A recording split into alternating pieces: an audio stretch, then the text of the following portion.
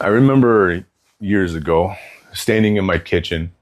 I had my fists clenched so tight that my wife, she had just looked at me like I was this, like I was the fucking villain in her story. And she was cold and distant and numb. And the worst part, I don't even remember what I did wrong. I stood there replaying the argument in my head. And my brain just kept whispering one thing. She doesn't see the real me. And underneath that, there was a darker thought that I didn't want to admit. Maybe I am this villain. You guys, that moment nearly broke me. And I know if you're listening to this, that you have had a similar version of that moment. Maybe it wasn't in a kitchen. Maybe it was not with your wife. Maybe it was with your kid. The way he flinched at you. Or the way that your partner stopped reaching for your hand. Or the silence between the two of you has just gotten so loud that you can't sleep through it anymore. And somewhere in that spiral, you started asking the question that we all do. What if this means I'm broken? What if this means I'm not enough? What if this means I'll always be angry or I'll always be alone? You guys, I need you to hear this, okay? You're asking the wrong what if questions. You see, most of us learn to play this what if game from a place of fear. And we weaponized it. We used it to predict pain before it became so strong that it would catch us off guard and knock us off our feet. What if she leaves? What if they find out who I really am? What if I lose everything? But what if that pain wasn't punishment, you guys? What if that rupture was revelation? What if that shame you're carrying right now is just a false story that you've been repeating for so damn long, your nervous system actually thinks it's keeping you safe? Because that's what trauma does. It teaches your brain to scan for danger, even when there is none. It hijacks your meaning-making system, and it makes you interpret silence as rejection, a sigh as judgment, a request as a threat. And then you respond, rather you react impulsively like a man who's under attack, when really you're just a man who's never felt safe enough to put his weapons down.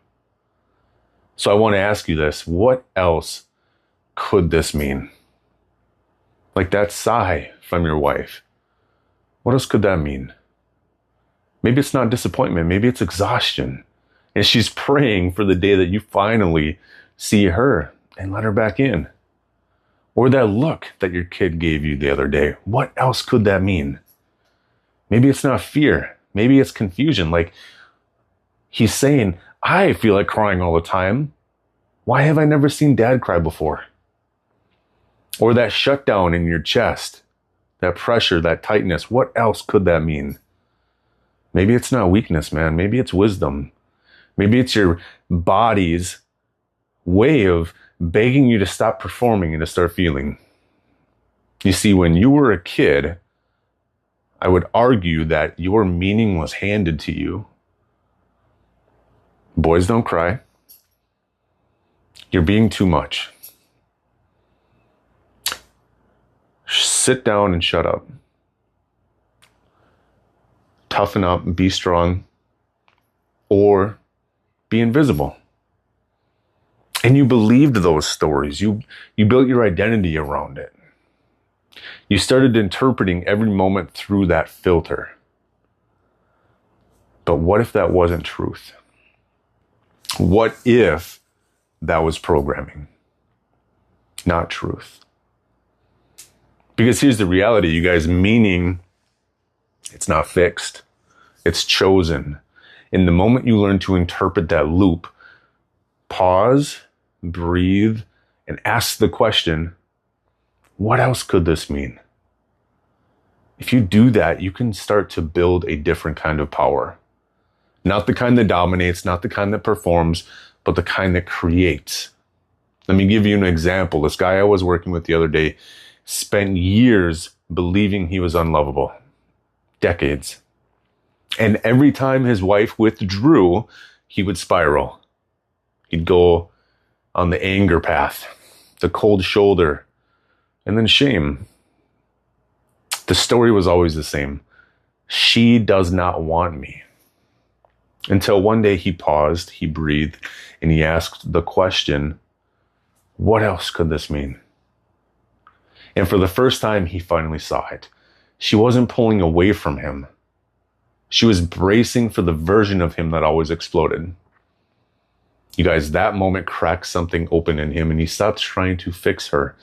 He stopped trying to be the perfect man, and instead, he became a present one, a regulated one, a grounded one, a masculine one, a man who could hold his own storm without needing to bleed that storm onto everyone else.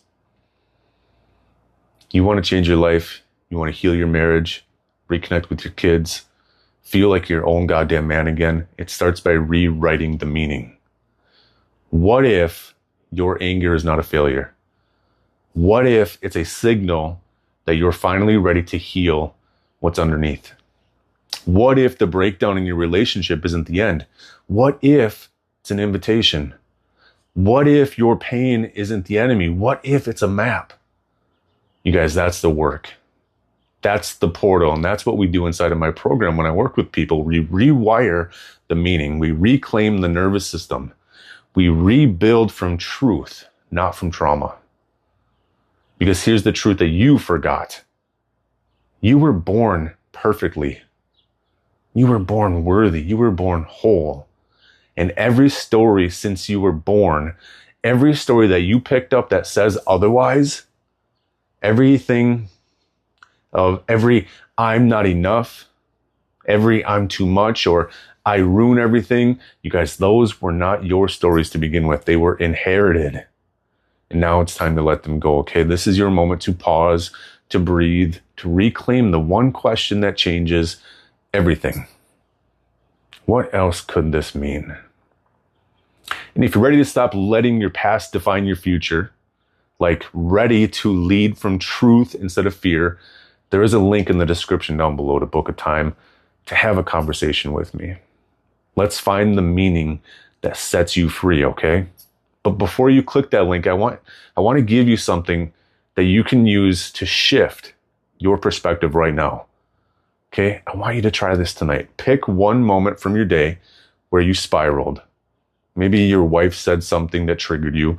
Maybe your kid ignored you. Maybe your chest just got tight. Maybe your mind raced and you went into silent mode. You shut down. And I want you to write out every automatic meaning that your brain gave to that moment. All the dark, angry, shame-filled ones. And then I want you to ask yourself, what else could this mean? And I want you to answer that question from this place of your highest self. The part of you that's grounded, compassionate, clear. The version of you that's he already knows that he's enough. This is how you slowly retrain your nervous system in real time. You're rewiring your reticular activating system in your brain. And that's the part that decides what's important in your life. And with repetition, you stop seeing threats everywhere, you guys. You start seeing choices. You stop reacting from the wound and you start leading from truth.